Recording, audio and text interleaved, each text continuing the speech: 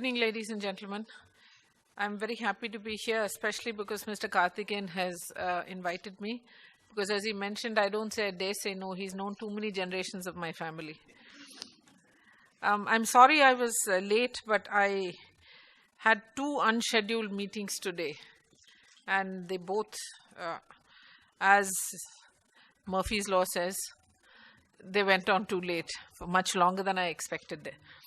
I'm not an expert on trafficking, so I actually feel that the keynote address should have been given to Dr. Nair because I've learned such a lot about trafficking from him and from the various experts or the NGOs who've been working in this field for many, many years, more than I ever have. I learned about trafficking about 20 years ago when I started work in HIV/AIDS prevention. And I heard the stories of almost all the women that I met in the course of that work. And I realized that, trafficking in India, the dimensions of it are so much more varied, different, in-depth, and broader than what we know about, or what we read about in newspaper articles or hear on the radio, TV, etc. Even today in India, trafficking is basically preying on the vulnerable. Of course, the majority of people trafficked belong to the feminine gender, but it's not as if boys are not being trafficked either. And just today, in one of the hearings that I had, where there is this massive, huge, mismanagement is a very mild word, of what we call Nari Niketan homes. That is the rescue homes for where women are sent. It's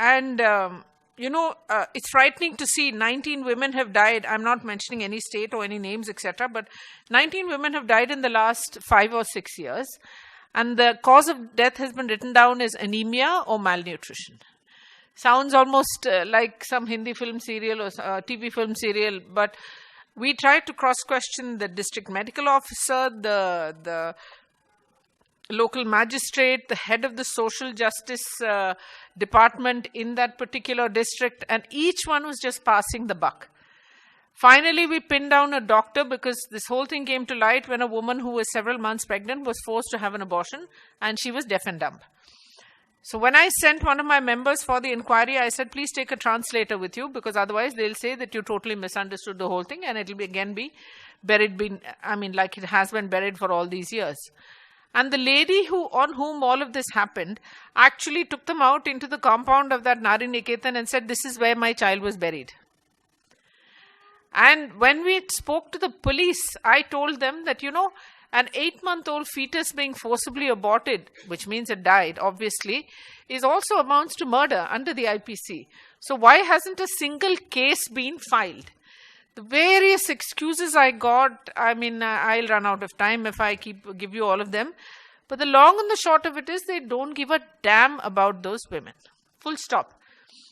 All other explanations that were given were just, it amounted that these women don't matter. Possibly they looked after the cows and the goats that, they reared in their backyards better than they looked after these women. They just didn't give a damn. One of the medical reports said that 1 month, 5 women's blood counts were 7. And then about 40 days after that, it shot up to 14th, which is medically absolutely impossible. I'm not a doctor, but I had it explained to me by the doctor who consults for the NCW. And when I kept asking her that, she said, ma'am, it's just not impossible. Even if you give them something which is called packed red blood cells. First, it's very difficult to give it to somebody who's that poorly, in such poor health, because it'll probably kill them. Too much of it is as bad as too little. And secondly, it's just impossible for it to have happened and to have been sustained such a big change in 40 days. Which again means that they were covering up, that they were lying. Have been totally manipulated. Even what is written down in the paper trail is impossible to find. Files have been just totally lost. We found about 50 files with 1 page each in them. That's it. And the entire staff has been kicked out, except for the people who are really responsible for all of this. That is, who are running those Nari Niketans at the district level. And this hasn't been going on for just for the last 2 or 3 or 4 or 5 years. It's been going on for the last 8, 10, 15 years. Nobody really knows. And this is just one state. Where those women went, whether they actually died or not, what happened to them, nobody knows. It could have been trafficking. It could have been just sheer carelessness. It could have been that they've been sexually exploited and because of repeated abortions or whatever it is. I'm just speculating. I don't know what happened and nobody seems to care.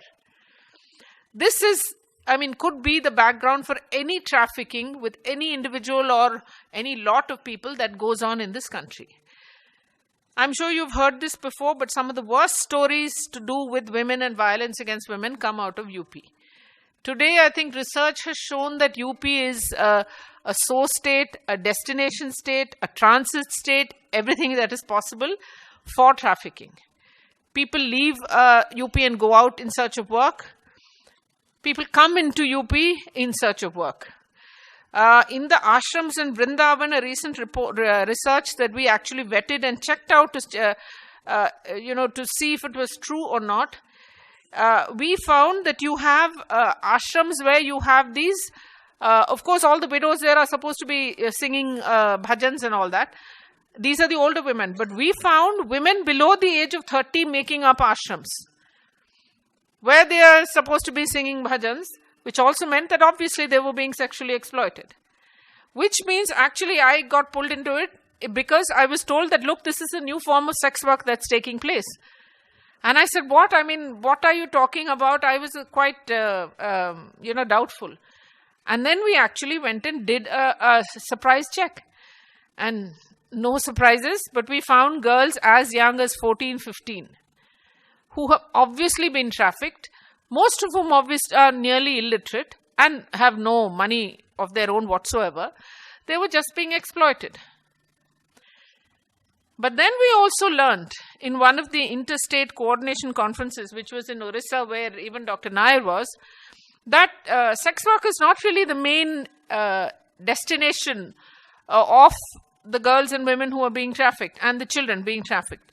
Many of them end up as forced labor in people's houses, in West Asian, North African, Eastern African countries, all over the world, possibly, and certainly in as bonded labor in many industries. Many, not just in India, more often than not, I think, abroad. The number of people trafficked are probably, who are absorbed into India as labor or sex work or sex workers, whatever, is probably less than what goes abroad. I was once told, do a review of what is happening out of Pune and Cochin, because these are the places from where nowadays most people are sent out of the country. We tried our best. Even airline manifests, can only give you so much information. You can't make out if they've been trafficked or not. It's very difficult to catch traffickers. I went to West Bengal, where a 14-year-old girl had disappeared for some 85 days and suddenly turned up all on her own. And I'm actually speaking the truth. I'm not exaggerating. All on her own, she turned up at the police station the day that the NCW landed there. I speak Bengali, so I actually trotted off to that district, to that village. And everybody kept asking me to talk to one particular gentleman, and I kept saying, why he's not on the list? Why should I talk to him? Finally, on the way back to where I went to meet the SP and the chief secretary of that state, I was told that, but he's the guy he's the go-to guy in today's terminology. For anything that happens in 4 districts in West Bengal, he's probably the boss or the kingpin behind everything, disappearances, turning up, everything that happens there, which means he's probably the biggest trafficker out of those 4 districts. But the man is a billionaire. He doesn't live in India. He lives in Dubai. So how do I talk to that particular gentleman? And anyway, talking to him would have been of no use. He was protected by the police, by the politicians, by the bureaucracy, by everybody. So everybody is hand in glove. Fortunately, we found that all states are not that bad. When we went to Orissa, the chief minister actually was there with us on the dais. And that was a big plus point. Because obviously, when you have a CM of a state who's openly talking against trafficking, then at least one can hope that the bureaucracy and the administration and the police will take some sort of positive action. Of course, it will take time, but it is a very large first step. I wouldn't say giant, but large, yes. The National Commission of Women is actually the organization, or rather that does all the research in, especially when it comes to issues of women's rights and violence against women, etc. And we are the ones who did the research and came up with the recommendations for the new law that is being pushed by the Women and Child Development. Fortunately, the Women and Child Development Ministry is now very aggressive about many laws, many new amendments, many new laws that we feel need to be pushed through. And even though we were told many times that, trafficking is not just about women, which is plus 18, which is normally what the Commission deals with, we said it doesn't matter. I mean, there are more than enough women and girls who end up being women, who end up being trafficked in various ways. So we're doing the research. We gave them a whole series of recommendations, most of which have been taken on board. But some of the most important, which really we often tend to overlook, is one, the need for coordination between the various departments and between various states. Nothing is going to become any sort of success, even mildly a success, unless the departments of home, even defense, because you have such porous borders between India, Bangladesh, Nepal, etc. Of course, women and child, of course, labor. There are a huge, at least 6, 7, 8 departments which need to work together if trafficking is to be curbed. Forget about stopping, just curbed. Also, interstate coordination is extremely important. India is, of course, this has been said ad nauseum, a country of various cultures, religions, and very importantly, languages. People who are, trafficked out of Andhra Pradesh don't know what the women who come from Bengal or Orissa or Jharkhand are saying, because the language is so different. Jharkhandis might not understand Bengali. And if they go out via Gujarat or Maharashtra, obviously those people don't even know whom they can talk to, because there's nobody who knows the language that they speak or that they've grown up with. And because of the lack of coordination between states and departments, there are too many lacunae in any of the action that is being taken. In a few cases, as I'm sure Dr. Nair will tell you, there has been some success, but that's just a drop in the ocean even today. Also, we have no standard operating procedures which are really out there, which people have been trained on. They have come up with it. I think, again, Dr. Nair was one of the people who came up with that document. But the training isn't sufficient, and the local police in various states where trafficking is going to be handled or dealt with don't know anything about SOPs. I mean, they don't know about SOPs about several issues, but trafficking is one of the biggest issues on that. They just don't know how you transport, where you look, what are the sections under which you could book them or, prevent the children from traveling out of the state or whatever. The other thing also is that our judicial magistrates are not properly sensitized. Our legal system is very, very, sometimes even misogynistic, I say. It's a strong word, but I've found it to be almost anti-women very often. They don't understand what are the needs, particular needs of women. They don't understand that there has to be some sort of special allowances made for these people who are the victims of any form of violence, including trafficking. And they often just think trafficking is merely a question of poverty. They don't understand how brilliantly organized that system is. It's, as Dr. Karthikeyan said, it's billions of dollars. We can't go anywhere near them in matching the money that they're willing to spend to use to bribe everybody. You, me, everybody. I mean, at all they can just swallow you up with the amount of money that they're willing to spend and throw around. It's like the drug trade. I mean, you have the most stringent of laws, etc., all over the country, but we're somehow not able to prevent it from happening. They are extraordinarily well organized. And this is something that the police is not. Our judicial system is not. So we just fall through the cracks there. And the cracks have become huge holes, craters. They're no longer just tiny cracks. And of course, gender budgeting in every state is a problem. Most of them don't know what gender budgeting means. And for them, gender budgeting probably, I heard this story, I must tell you this. I don't know if it's humorous or sad. We were conducting, starting the process of conducting training for panchayat leaders in India. Because of the reservation system at the panchayat level, today we have 53% of Panchayat Pradhans who are women. And after all the hoo-ha over, oh my God, there's 3% more than 50 from the men, it boiled down to the fact that most of these many of the women are still not well trained enough to make good administrators. So we thought we should really train them in administration. We go to the village, a particular village in one of the states around Delhi. And, apart from the fact that almost every woman was escorted by her son or her husband or her nephew or her cousin or whatever it is, when we came down to gender budgeting, the men said, what do you mean? Roads are used by everybody. So he said, we're not talking just about roads. We're talking about water, we're talking about sanitation. But what about sanitation? Women go out in the fields. I mean, seriously, if it wasn't so tragic, it was laughable. And this is in a place that is barely about 2 hours out of Delhi. So one assumes awareness is high. Literacy is there, I'm told, much higher than many of the villages beyond, further beyond. And this is what people think of gender budgeting.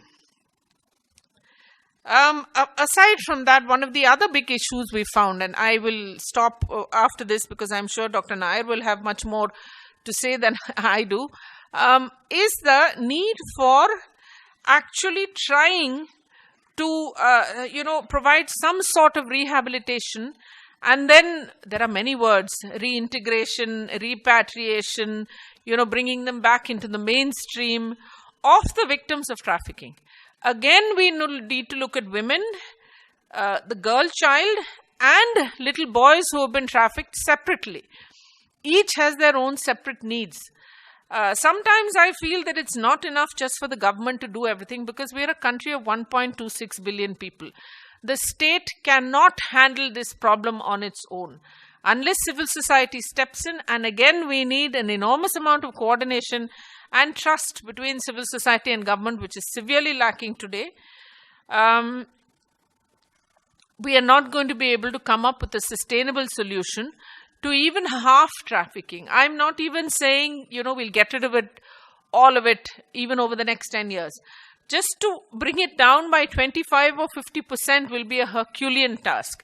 And without the state and civil society working together, without having SOPs in place that everybody knows about, is trained on, etc., without having both interstate and intra-departmental and interdepartmental coordination in almost every state in the country, and without there being enough work and trained people who are there to do rehabilitation, repatriation, mainstreaming, etc., trafficking is not something that can be easily dealt with.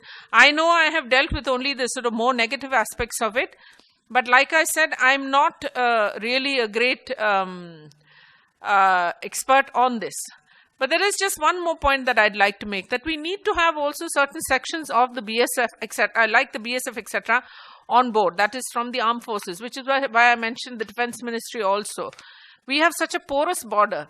Much like we deal with terrorists, we've got to deal with trafficking. According to me, in their own way, they are also terrorists.